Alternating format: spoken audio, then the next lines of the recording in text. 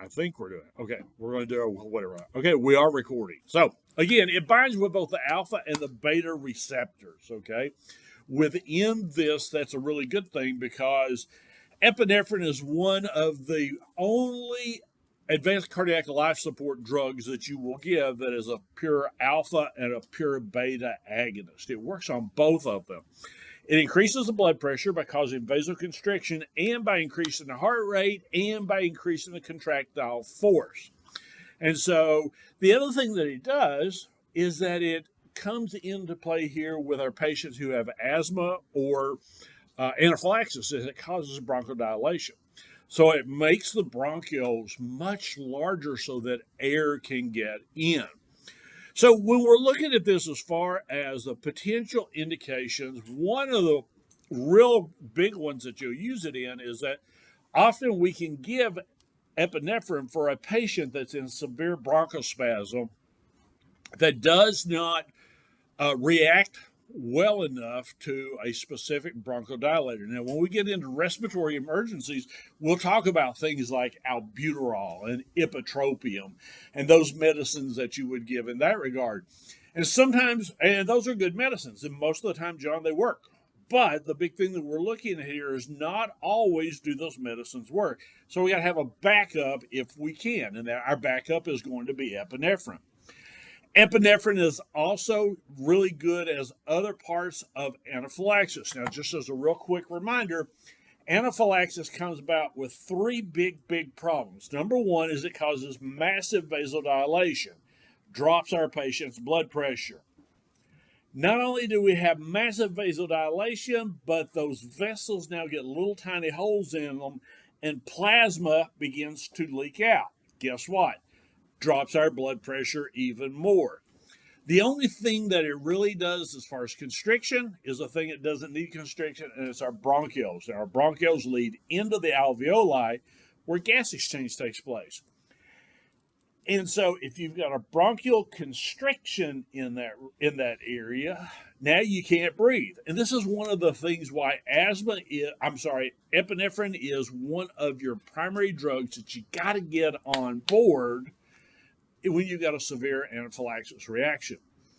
Now, in Kentucky, one of the nice things about the Kentucky EMT scope of practice is that you can either administer epinephrine through an EpiPen, or you guys can draw epinephrine up. In most states, Kentucky doesn't lead in a lot of good things, but in most states, that's a paramedic skill. That's a skill for EMTs, and I support that 100% because it's such a critical medicine. Alexandria. So, hypothetical. How's what? Hypothetical. A hypothetical, okay? If, let's say, your mom is an EMT. Okay. And she works in the same county you live. Okay. If you go in, the kid goes into anaphylaxis, is the mother, as the EMT, allowed to administer epinephrine? To her own child? Yeah. The mother would be allowed to administer the epinephrine to her own child, whether she was an EMT or not. Well, I meant as, in terms of would there be, if something were to happen and she administered the epinephrine and the kid, I don't know, got worse or whatever, would there be any, contraindication of... Well, we'll talk about contraindications in a minute, but this is to her own child? Yeah. She didn't have to worry about anything. None whatsoever. Again, parents carry medicine for their kids all the time, okay? They can administer epinephrine. They can administer certain types of benzos. Everybody is basically carrying Narcan now because our overdoses are so prevalent. And so with a mom and a child, if the doctor writes the order, she's covered 100%. There'll be some training there. Now, if she were to administer it wrong and something goes wrong because of the wrong administration, there would be no legal repercussion. Now, there would probably be some emotional ones for blaming themselves or whatever, but none whatsoever. Kira, caught you with your mouth full. Sorry. Okay, just to clarify, in Kentucky, EMTs can draw epinephrine solely for anaphylaxis. Solely for anaphylaxis, not for asthma, not for cardiac arrest. Okay, and that's your next situation we'll talk about. Cardiac arrest, we give epinephrine in cardiac arrest to try to generate an impulse in there that will begin working. And then the last one is if we've got bradycardia and atropine doesn't work and we're not ready to go with pacing yet, now the next thing we may do is that we would administer some epinephrine for our patient. Now, again, remember, epinephrine stimulates the sympathetic nervous system. Everything that you see on here is a side effect or an adverse effect as a result of that stimulation. And you, again, if you were in your fight or flight mode, okay, if we were, again, and the example I like to use is you got 15 minutes, John, to prepare a 1 hour lecture, and your final grade in EMC 225 depends on it, and you have to deliver it, okay, to a crowd of 1,000. Not just this crowd, a big, big crowd. You know, your anxiety, most people don't like public speaking. Anxiety begins to take up and it begins to build up, and you can begin to have headaches, stomach aches, nausea, vomiting. Maybe you'll start getting some palpitations, Juju, in your chest because your heart is just kind of flipping around. Blood pressure is going to go up. Heart rate's going to go up. Respiratory rate's going to go up. And this is all, and sometimes people literally will have chest pain. And so, Chase, this is all as a result of epinephrine or adrenaline kicking in and stimulating the sympathetic nervous system. There are some contraindications that we don't want to give it in. Number one, if our patient has a stroke, we hold it back, okay? The last thing we want to do is to make that stroke worse. If our patient has a really high blood pressure, and basically by high blood pressure, I'm talking about like anything higher than, say, 140 over 100, we're going to hold it back. Now, the last one would be a relative contraindication. Did we talk about absolute and relative contraindications in there? So, again, somebody remind me, what is a relative contraindication? John? Use it with caution. Use it with caution. You may use it, you may not. Generally, what I want you to think about when I say relative contraindication is I probably need to call med control and do a consult. Okay? And let's get somebody who is smarter than me on the radio or on the phone to say, hey, yeah, you can give this or give part of it or don't give it at all. Your dosing for your patients. Number one, I'm sorry, go ahead, Bella. Oh, okay. Are previous CVAs concerned? Maybe like a previous recent one? Good. So anything less than 6 months out, they're excluded. If it happens 6 months or longer ago, then you're good to go. You're good to go. Good question. So you have several different dosing regimens that we're going to give here. Okay. First of all, for cardiac arrest, and two different concentrations. So we have a 1 to 1,000, which is basically 1 milligram in 1,000. Let me back up. 1 part epi to 1,000 parts normal saline. Now, we're not obviously putting 1 milligram in 1,000 parts or 1,000 milliliters because it only comes in a little teeny tiny vial. But that is your concentration. Your other concentration is 1 part epi to 10,000 milliliters. Okay, so we're never going to give pure epinephrine. That would be a poison. Okay, so that would blow somebody's heart up. In cardiac arrest, what we're going to do is that we're going to give epinephrine 1 to 10,000, and we're going to give 1 milligram, which is 1 full amp here, 10 milliliters, every 3 to 5 minutes. And there is no limit, 0 limit on that. You continue to give that until you transport your patient, until you get ROSC, or until you run out of epi. You'll carry quite a bit of epi on your truck. For symptomatic bradycardia, what you're going to do is you're going to take that and you're going to make an IV drip. Don't worry about how you make it, but I do want you to remember that in symptomatic bradycardia, we do an IV infusion of 2 to 10 micrograms. That's 1,000th of a milligram. So we cut it down even more, Kira, and now we have that as a constant infusion, okay? For anaphylaxis, we're going to go to 1 to 1,000. Now remember, with your cardiac arrest and your symptomatic bradycardia, we're using 1 to 10. For anaphylaxis, we're using 1 to 1,000. All right? Yep. Okay, I have 2 questions for you. Okay. One, is it incorrect to say that you would use 1 to 1,000 on respiratory-based emergencies and 1 to 10,000 on? That is not incorrect. You would use 1 to 1,000 on respiratory. Yes. What's your other one? Good. Asthma included? Asthma included. Okay, and then my second question is, can it only be IV in a cardiac arrest? It can't be IO? No, because it's not going to get to the heart in time. Okay. I'm not going to ask you to memorize the half-life of epi, but it's only about 2 minutes.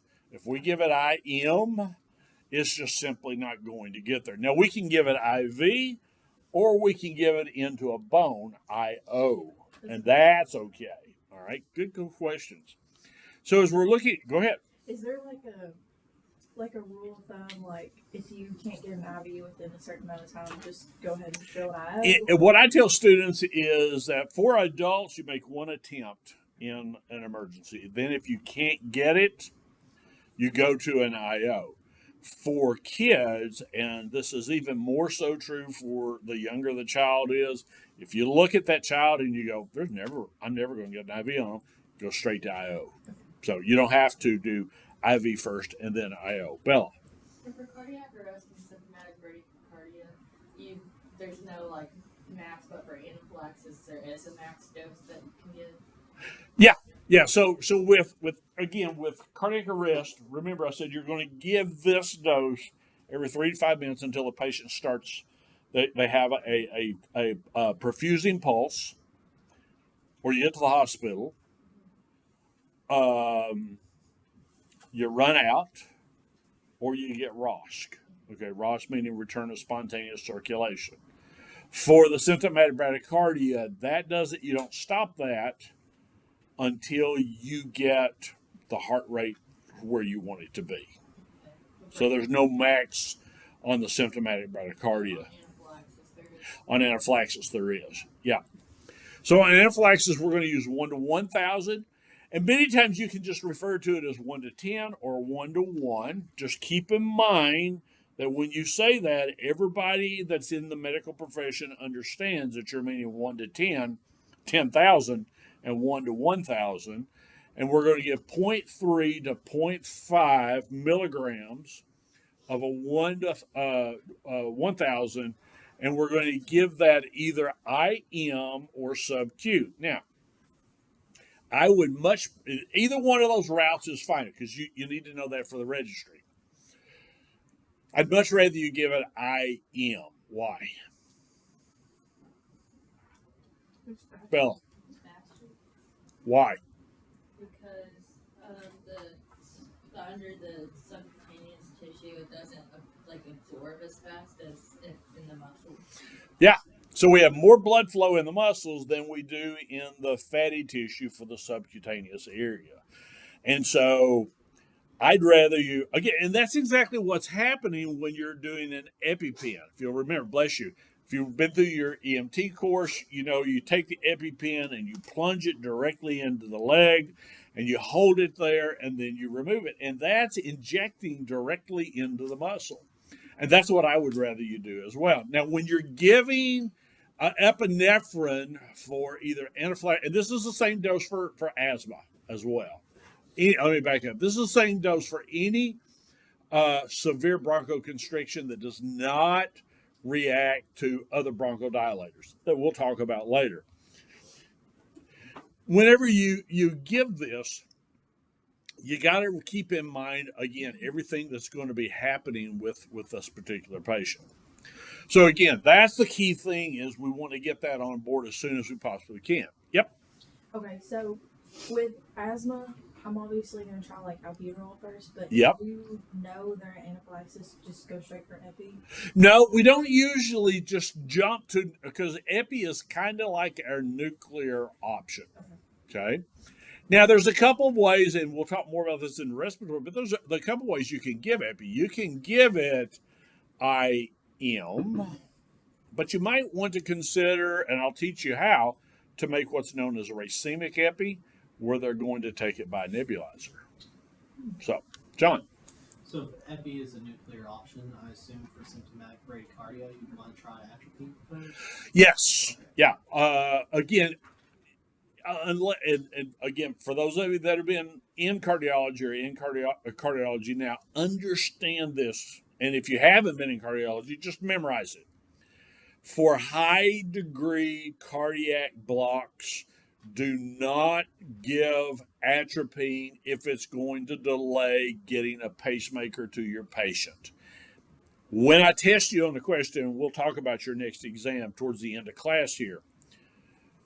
That's the way that I'll phrase your question, Ahmad. Okay, because not everybody's been through 303, and just keep in mind, high degree blocks, the treatment of choice is going to be pacing, because it's not going to hurt them to give atropine, but it's probably, Chase, not going to work. Okay, so I've got up here in the half-life is 1 minute. The most recent research says it's actually going to be about 2 to 3 minutes. Okay, this is why we give a continual dose in cardiac arrest. We don't do that for anaphylaxis, primarily because when we get up to a certain dose, that patient's heart rate is already going to be just pegging along, okay?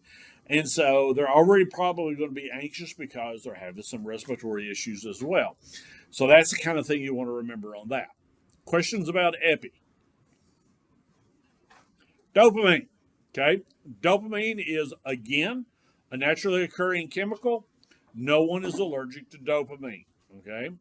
It is classified also as an adrenergic agonist, and it will cause a bit of inotropy or an increased contractile force of the heart, but its big action is to cause vasoconstriction of the peripheral arteries, all right?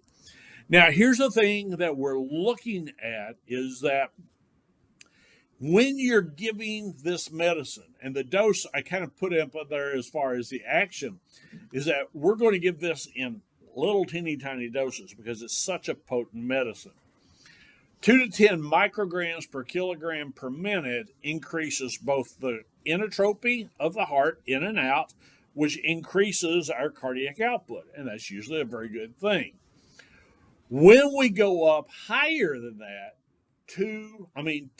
11 to 20, which is going to be your max, now it causes peripheral vascular constriction, and it raises the blood pressure by taking the blood vessels in the arms and the legs and doing this, in essence, shunning the blood into the central part of the body.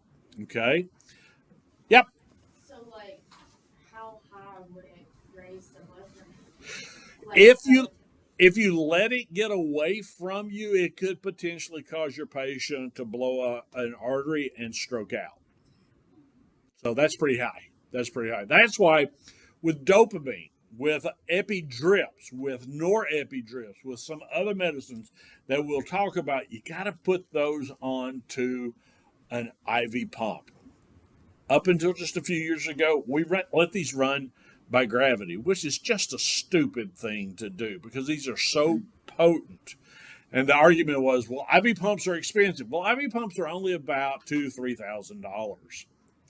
We pay $25,000 or $30,000 for a monitor, and we'll pay well over $150,000 for an ambulance. Please don't tell me you can't afford $2,000 to $3,000 for a pump, okay? And the pumps are small, so they're designed for ambulances. So put this on a pump for your patient. Now, what is it indicated for? Number one, specific types of shock. Okay, cardiogenic shock. Cardiogenic shock means the heart muscle has failed. Septic shock. Septic shock means you've got a massive infection in the body. Okay, it's more so than just a cold or an upset stomach, but all parts of the body are negatively affected by whatever is causing the sepsis, and they're in shock, literally. Shock related to cardiac arrest. So if your patient has cardiac arrest and you get ROS back on them and their heart rate is slow, then we want to utilize that to help bring the blood pressure up. The last one would be symptomatic bradycardia, unresponsive to atropine. Dopamine really doesn't cause a lot as far as an increase in the heart rate, but it does cause this, the inotropic action of the heart, in and out. All right? Yes, ma'am. So, like, if symptomatic bradycardia is unresponsive to atropine, would you then go to dopamine, or would you try epinephrine first? It depends on why you are giving it. Okay, so symptomatic bradycardia unresponsive to atropine, that is an option that you can utilize, but I'm going to tell you, if you have a symptomatic bradycardia and you're giving atropine, let me ask you a question. What kind of rhythms are you not giving atropine for? High degree. Okay, so these are other than high degree blocks, okay? And the atropine doesn't raise the heart rate, then obviously we're going to go to what? We're going to go to pacing. We're going to put our pacing pads on and we're going to use electricity, okay?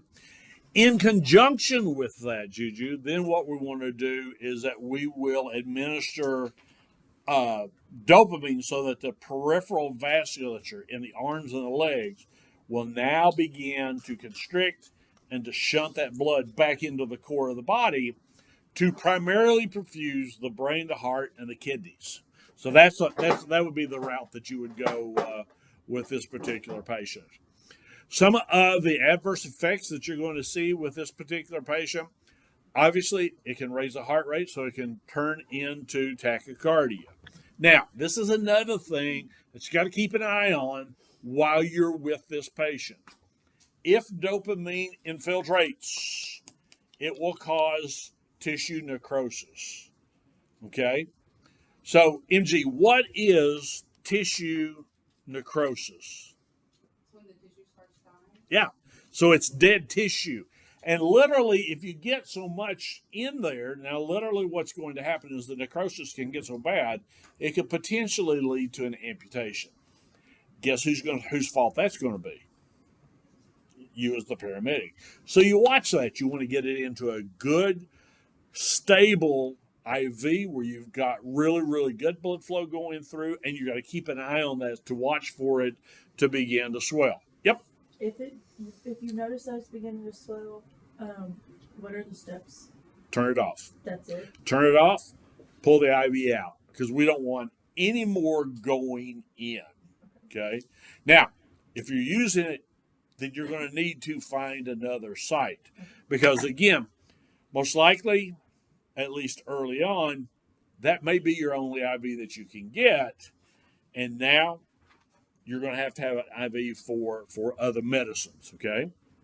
Last two, raising hypertension, severe hypertension, which can lead to angina. Remember, it tightens up the vasculature so tight that there's not enough blood that is able to get through. So, contraindications here. If you've got a patient that is dehydrated, give them a fluid bolus first. Why? That may fix the problem with their blood pressure, okay? So particularly like we saw in septic shock, a lot of these patients are often dehydrated because they vomit and they have diarrhea. So we give them that fluid first. Now, we give them the fluid, and if that doesn't work, then we can back up and we can go over to dopamine. The other thing that we've got with dopamine, particularly if we've got fluid loss, is that the vessels constrict, but if there's not enough fluid in there, Catherine, there's nothing to use to raise the pressure. It just gets smaller, and we still have empty space in the vasculature. So we're going to fix any type of fluid loss first. Your dosing regimen is going to be 2 to 20 micrograms or mics per kilogram per minute. It is a weight-based medicine. Start with 5 mics per minute. Okay, that's typically where you're going to begin to see the best effect. Okay, if that doesn't work, then we're going to increase it by 4 mics per kilogram per minute about every 5 minutes until we start seeing the blood pressure going up.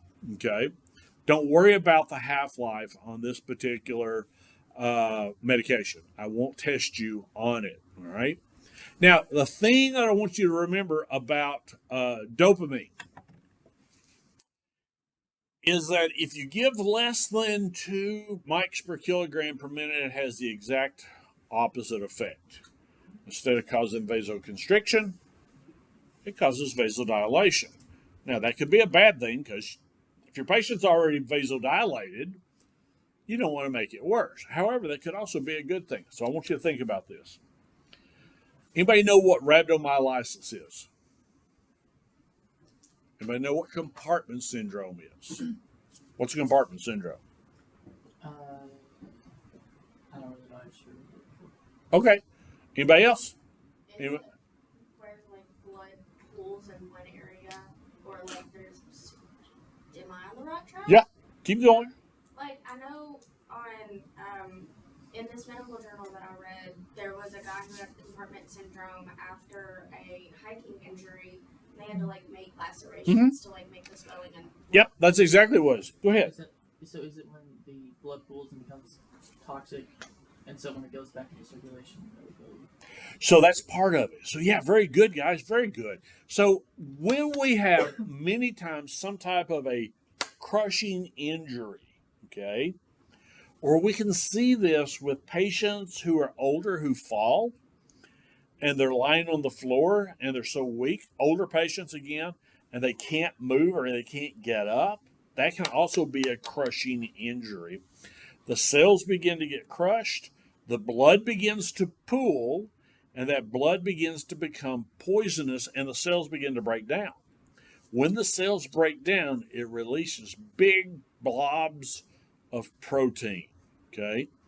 I don't know if you've ever seen any of this, but they had a massive blob in one of the sewers in New York City. I mean, these are sewers where you can drive big trucks through. And this thing was completely clogged up, and it was primarily from people who had flushed down these flushable wipes, like for babies, okay? And this is just a big gelatinous blob. When that gets to the kidneys, it clogs up the kidneys, and it causes kidney failure, and your patient has to go on dialysis. Thing to kind of keep in mind here is that if you give less than 2 mics per kilogram per minute, it opens up the renal artery and can actually prevent that. So we see this in crush injuries, that this might be able to be utilized, and we can also see this in burn patients. Yes? So if you give less than 2 mics, then it's going to cause vasodilation and prevent compartment syndrome? It's not going to prevent compartment syndrome, but it will prevent the poison and the protein that is headed towards the kidneys of destroying the kidneys. And as somebody who's been on dialysis twice in his life, trust me, Ahmad, it is not fun. There's nothing fun about it. Any questions on dopamine? My favorite drug, adenosine. Brand name is called Adenocard. All right, it's an antiarrhythmic. Basically, what it does is it slows down the impulses at the AV node. So those impulses are coming down from the atria, and it slows that conduction. Here's the thing I want you to remember about as far as indication. It is given for stable / borderline unstable supraventricular tachycardia. Now, what's that? All I want you to know about that part is it's a really fast heart rate that is faster than 140. When the heart rate gets up above 140, now cardiac output begins to drop. Why? Because preload is negatively affected. Okay. It does not convert any of these other rhythms. Again, because several of you have not yet been through 303, I will not cover this part with the exception of ventricular tachycardia, because this is important because you can use adenosine as a diagnostic tool if you're looking at a rhythm. And within SVT, the QRS, the big part, is normally going to be really narrow. And with VTAC, the QRS is going to be wide.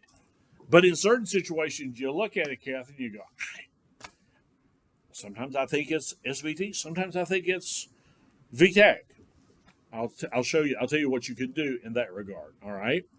Some of the adverse effects that you will have with adenosine. These patients are going to hurt, and they're going to hate you because it is very, very uncomfortable. Chest pain is one of the most common complaints that they will have when you give it. Okay. Other things is that they'll have a skin flushing sensation that will make them feel like that they've had the world's worst hot flash. Some patients will even report that they feel like that they've urinated on themselves. And it's just the hot flash that's coming through their body. Why does that happen? It's because of adverse effect number 3. When you give a patient adenosine, you're stopping their heart. Okay, you're stopping their heart. And their heart may stop from anywhere from 6 to about 18 seconds. All right.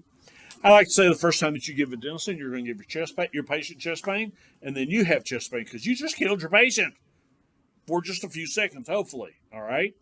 Now, one of the things that I stress, and I talked with EMC 303 yesterday about this because we're kind of covering some of the same medications. Number one, whatever you do, don't tell your patient, well, I'm going to give you this drug and it's going to stop your heart. Okay? That's not going to instill confidence in you as a paramedic.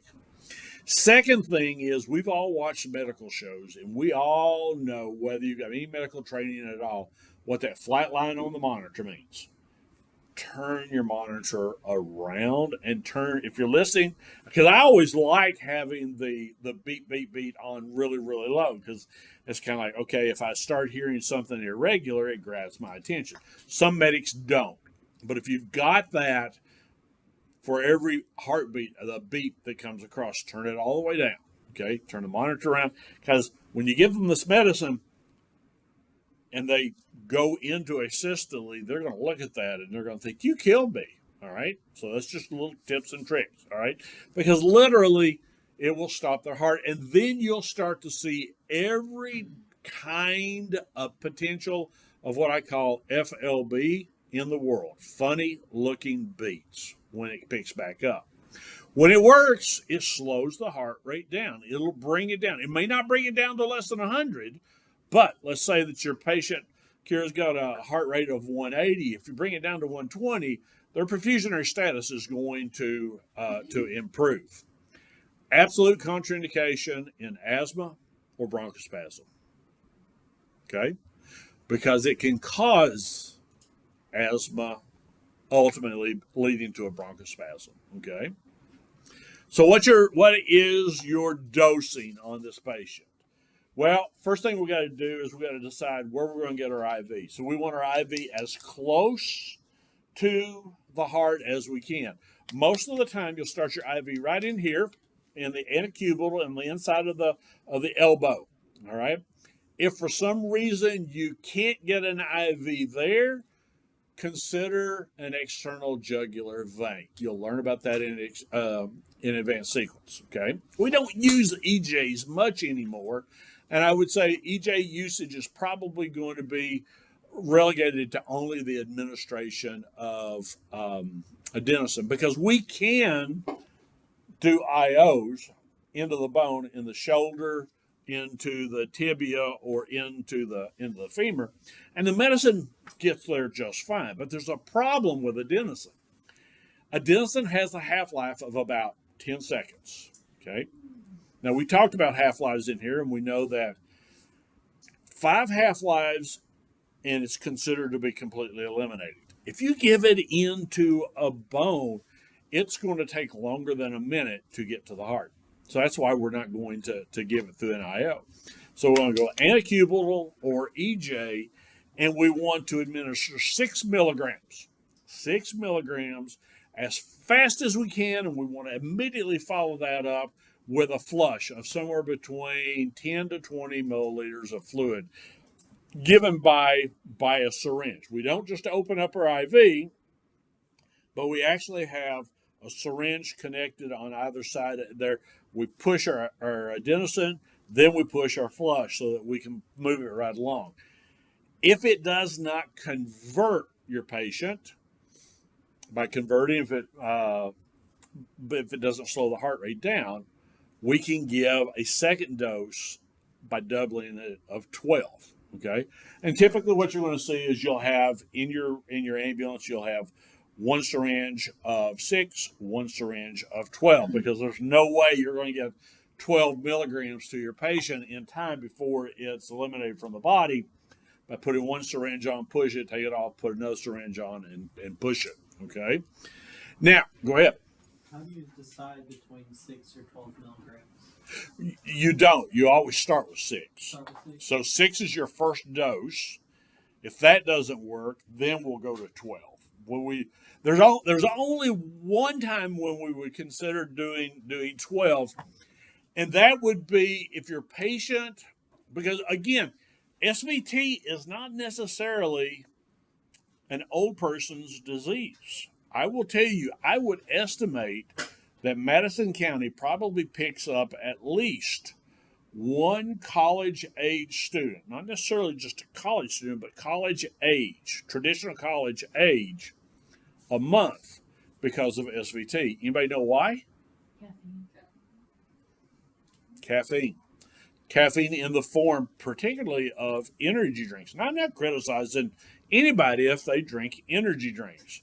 There are some days that I have to have one. Today was one of those days. We were commiserating about how hard it was to be here. It's Thursday before spring break. But again, caffeine will neutralize adenosine. Okay?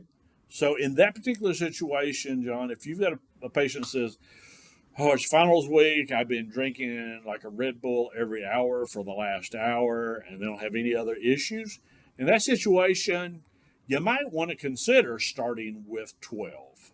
Again, if you're going to go away from your protocol, call med control first, okay, and do a consult. Now, again, beware of the short half-life. Less than 10 seconds, it's cut in half. Less than a minute, it's out of the body, okay? When we're looking at older adults, and this is an important thing, you'll probably see this on an exam because this goes to your level of critical thinking.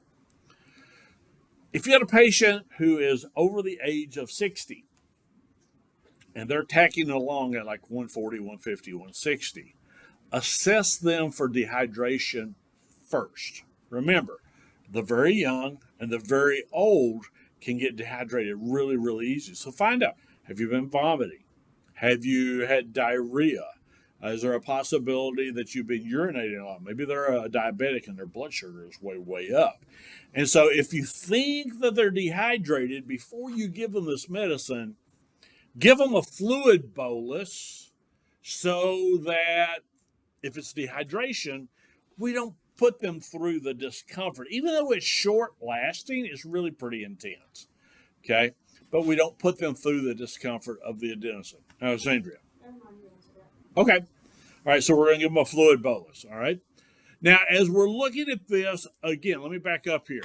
Now, remember, and again, not everybody has been through EMC 303. So this is what I want you to remember, and this would be what I would expect you to know should I ask us on a question. And hint, I will ask you this, something in some kind of format on a question.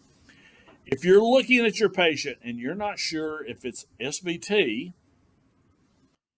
or VTAC, now remember, adenosine only works on the top half of the body, and that's where SVT comes from. VTAC the V stands for ventricular tachycardia, comes from the bottom. Adenosine does absolutely nothing for the ventricles. If you're looking at your rhythm and you go, I don't know, I'm not sure. I think it looks like SVT, and then I think it looks like VTAC. Okay, you bring somebody else over and they look at it. Okay, so never be afraid to ask another paramedic, especially if you're working with them. Say, what do you think? Okay, if they say, I don't know, give them 1 dose of adenosine. All right, 1 dose. The reason being is that if it slows it down, it's SVT. Okay. Now, again, remember, even if we give adenosine, it may slow it down, and then it can pick back up. Okay. But if it does indeed slow it down, you have just diagnosed that your patient has SVT. Why? Adenosine has no effect on the ventricles, and that's where VTAC is coming from. Carol. Okay, so if your patient is potentially in VTAC, though, you want to take the time to be like, hey, does this look like? Do you know what I'm saying? Yeah, I do, but you also don't want to, because SVT and VTAC are both bad rhythms. But now here's the other thing. Let me turn your question. Okay. But if your patient's in SVT and they're already hemodynamically unstable, do you want to take the time to treat for VTAC and find out, oh, it wasn't VTAC? That makes sense. So again, remember, you've already got your IV started. You've got to have an IV started, regardless of your treating for SVT or VTAC. Okay, just push the adenosine and then the flush after it. And if you see a slowdown, bingo, we know how to treat this. If it doesn't do anything, bingo, we know how to treat this. It's just the different part. John. This might be a stupid question. No stupid questions in here unless you're going to ask me, do I have to buy a book? I actually had a student ask me that one time. That was the stupid question. Is adenosine basically a chemical cardiovert? That's exactly what we call it. Yeah, really good. Yeah, we call it a chemical cardioversion. Again, when we've got a patient, and when you get into advanced cardiology, you're going to learn this. That's a simulator monitor back there, but we can make it appear like it's doing everything a real monitor would do, except there's like 30 different monitors that we can pull up on that.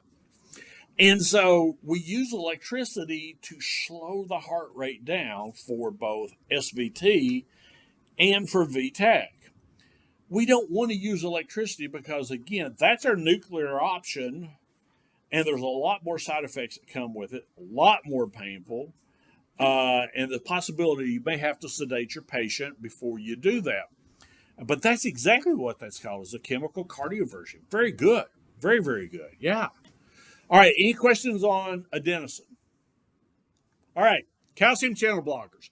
Calcium channel blockers is a class of medicines that are antiarrhythmics that connect to the calcium channels. Now, the thing to remember about the calcium channels is that calcium has a direct impact on the contractile force or the mechanical action or the inotropy, all those are the same thing, of the heart. Okay, so basically these calcium channel blockers will block calcium from coming in, as well as, guess what? The smooth muscle of the artery. Now let me ask you, before I tell you, if that happens, what is the net outcome for our patient, Juju? If it's blocking calcium from coming into the heart cells, which would lead to a decrease in what?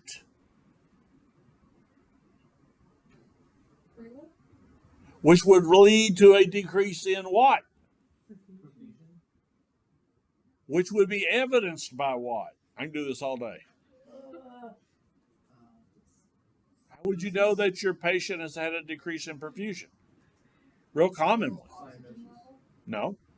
Low O2. Low blood pressure. It would So again, sometimes patients are given calcium channel blockers because they have hypertension. Okay, so lowering the preload, lowering the blood pressure is not always a bad thing. Yes, Can you do that again?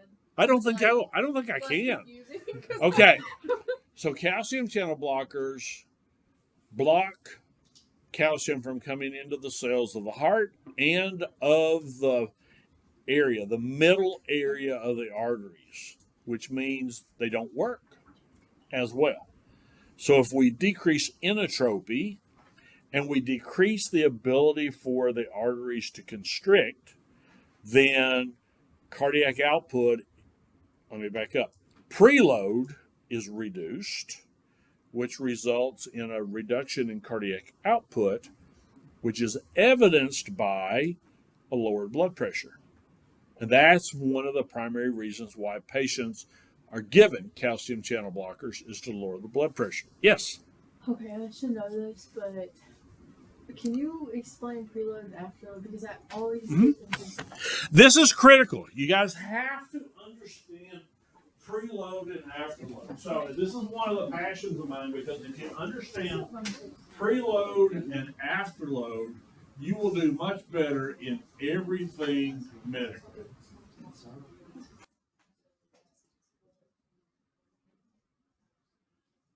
Okay, so the two words that I want you to associate with each one of these. Preload equals volume. Afterload equals pressure. Okay? So if we've got our heart here, blood is flowing into here. If we increase preload, we're going to increase cardiac output. Okay? So cardiac output goes up. That means if we have more there, we have more to send out. Okay? We're all working in one way or the other. Okay? So right now we have a paycheck that we get, and we're limited if there were no credit cards, but if we would be limited on what we could pay out by what we're taking in. But let's say that we had a rich uncle that we'd never ever heard of and died and left us $10 million. Okay? Now our income has gone way up, which means that we could spend more money going out. That's preload. Okay? The more that comes in volume of blood, the more that it goes out. Afterload deals with pressure. Afterload means what is the pressure in the left ventricle that it has to exert to get blood out through the aorta and through the body. Okay? Now, when afterload goes up, the cardiac output goes down. So it goes in the opposite direction. So let me illustrate this for you. Let's say this is our normal dilation of the vascular system throughout the entire body. So this is going to represent the arterial system throughout the entire body. Okay? So we have a little bit of math. Okay, this is X. That's what our pressure is. Okay? If we take, and for whatever reason, now our entire vasculature of the body looks like that. Does our preload go up? I'm sorry, does our afterload go up or does it go down? Why? Yeah, we constricted the artery. It's much smaller, and now the left ventricle has to exert more pressure to get this out, and it's going to result in a reduction in cardiac output. All right? Does that help? Anybody else? Are you still confused? Because this is actually the most important thing you can learn in medic school. Everybody's good with that? John. If preload goes up, afterload goes up too, or And to a certain degree, because why? more blood's coming in with more pressure. Yeah, so if we put more blood in, even if our vasculature does not constrict, our blood pressure is going up, okay? And so I don't have time to get into it, but you're on the track of why patients have heart failure, okay? So you're right on track there. Yes? This is about the calcium channel blockers. So they dilate the arteries, and what else do they do? Reduce the contractile force of the heart. So think of, did we talk about beta blockers in here? Yes. Okay. What's the big thing that beta blockers do? Block beta. Resulting in? Decrease entropy and chronotropy. Yeah, so it decreases entropy and chronotropy. So think of calcium channel blockers like a beta blocker plus. Beta blockers don't affect the vasculature. It will not have an impact on the arteries. Calcium channel blockers do. Okay. Are we good on that? Okay. Now, when we're looking at this, going through my notes here. Okay. If you are administering a calcium channel blocker on your patient, or if your patient has a history of taking calcium channel blockers, monitor the patient's blood pressure closely.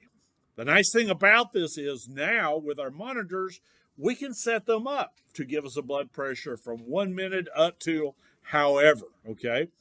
One of the things I think I told EMC 303 this, sometimes my 303 and 225 class gets confused because I got a lot of you in the same class, which I like. I like that. Get your first blood pressure using a manual blood pressure and then compare it to whatever the blood pressure is on your monitor. And that'll let you know whether the monitor is most accurate. Okay. So with your patients that you're either administering a calcium channel blocker to, and sometimes you'll see it simply abbreviated as a CCB, or just a calcium channel blocker, but get your blood pressure every 5 minutes, okay? And all you got to do is set the time on the monitor, and it will automatically do it for you, okay? Now, calcium channel blockers can help in using certain SVT rhythms, so it can often slow those down. So that's another possibility that you could use if your adenosine doesn't work, okay? Now, when we're looking at this, they don't convert really, really irregular rhythms known as atrial fib and atrial flutter, all right? So just kind of memorize that and remember that. Again, I want to stress to you that calcium channel blockers are used primarily to treat hypertension, to lower patients' blood pressure, all right? Now, calcium channel blockers would also be very effective in treating angina, okay? Within the heart, we know that when the blood vessel gets narrow, it gets blocked. Now, we can put a patient on a calcium channel blocker, and guess what? The vasculature does this, which means what? We have more blood flow going around whatever the blockage is, and our patient doesn't have chest pain, okay? So kind of keep that in mind. So let's look at some specific calcium channel blockers. The first one is called diltiazem, right, or cardizem. This will be one that you will most likely carry in your drug bag on your ambulance, okay? It's classified as a calcium channel blocker, okay? And what does it do? It says, just like the classification says, it blocks calcium from moving into the cells. Now, it will also, another third thing, remember we talked about chronotropy, which is the speed of how fast the heart beats. Inotropy, which is how hard the heart contracts. It will also slow down what is known as dromotropy. And that's the speed at which the electrical impulse goes through the heart. If we slow down dromotropy, what do we do to the heart rate? we slow it down. We slow it down. And so that works, okay? Why do we give it? Well, it works really, really well on slowing down both atrial and ventricular rates, okay? So particularly, it will slow down the ventricular rate of the heart, all right? So some of the adverse effects or side effects that we're going to see with this particular drug is that it can cause flushing, a hot flash, okay, to say the patient's face and arms may get suddenly red because why? You got that massive vasodilation that is occurring all at one particular time. It can cause a headache. Why would it cause a headache? Bella.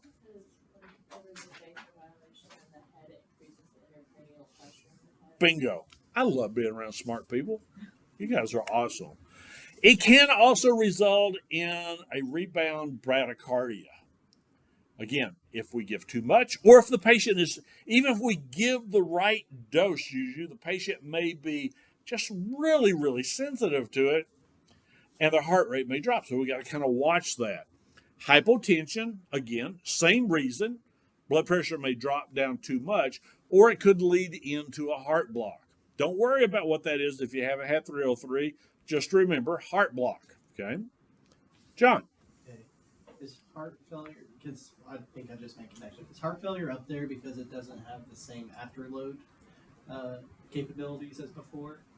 Yeah. And then it'll just get stuck there? Uh-huh. Okay.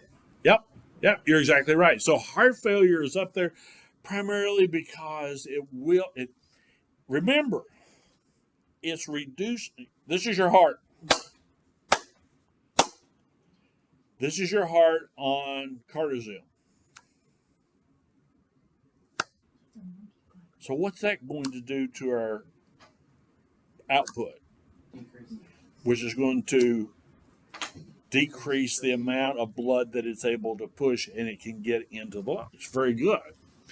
Your dosage is we're going to give 1/4 milligram per kilogram over 2 minutes. Now, again, I think as we talked in here, when you're giving those really low doses, you're going to want to dilute it with a little bit of normal saline to make it easier for administration.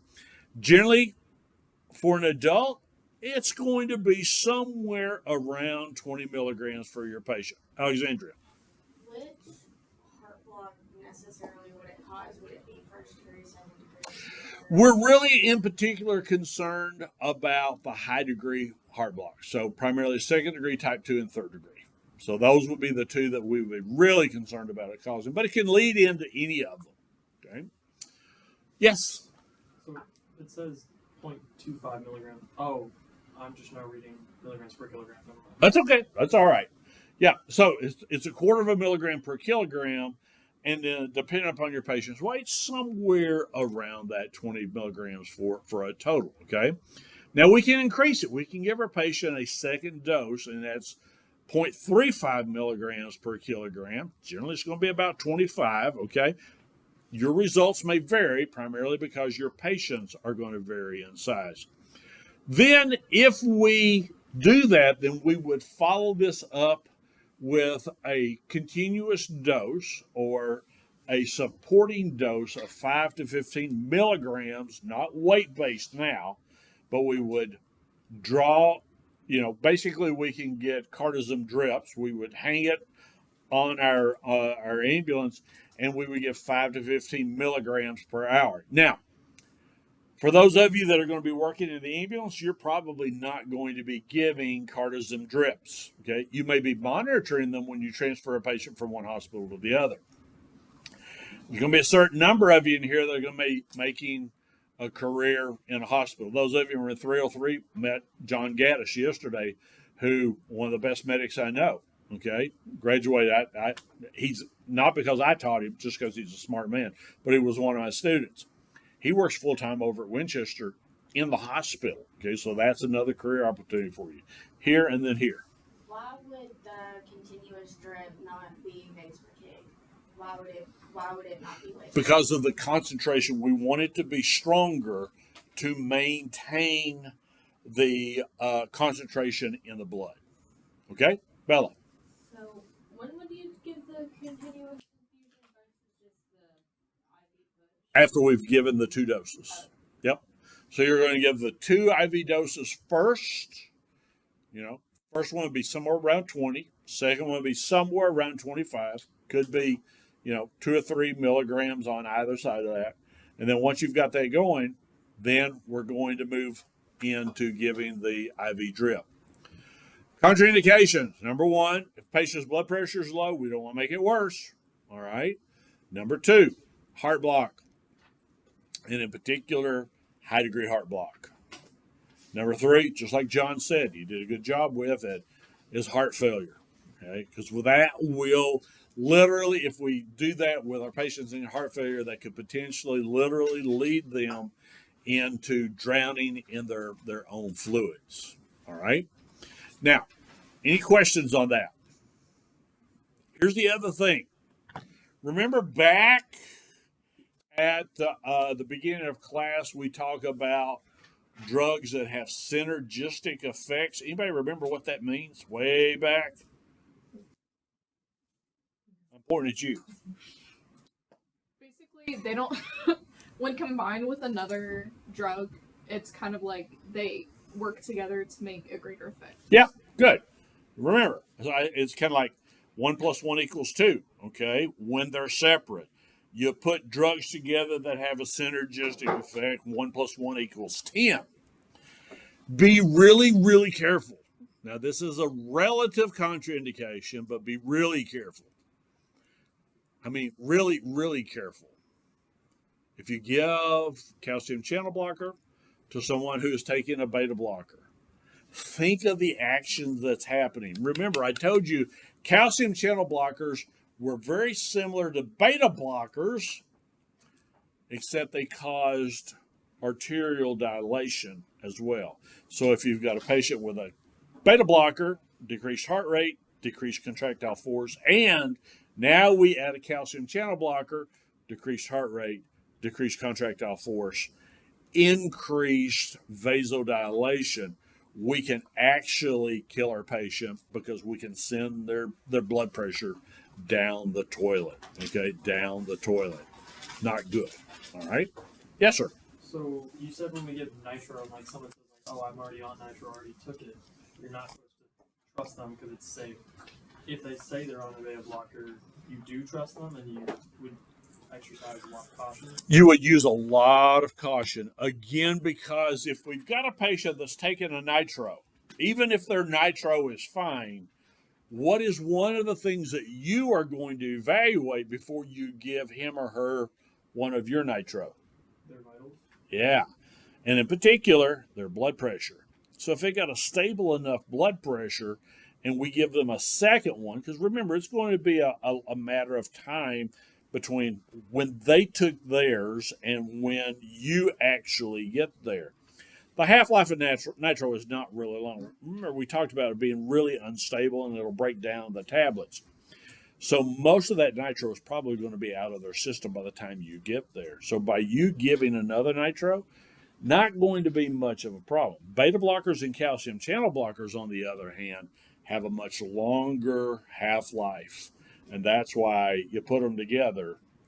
You can indeed have some bad problems. Again, the big thing in here, guys, is to evaluate their blood pressure. If you got a patient who's got a blood pressure of 100/72, and they say, "Hey, I take a beta blocker every day,"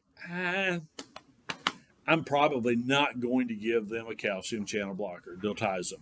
Okay, their blood pressure is 190/100. Oh yeah, I'm going to give them, because now I got plenty of room to work with for the drop. John. What is the half-life? It's not written anywhere. Oh, I'm trying to remember. I think the half-life of diltiazem is something like about 8 hours. So basically you're looking at like a day and a half of staying in the system.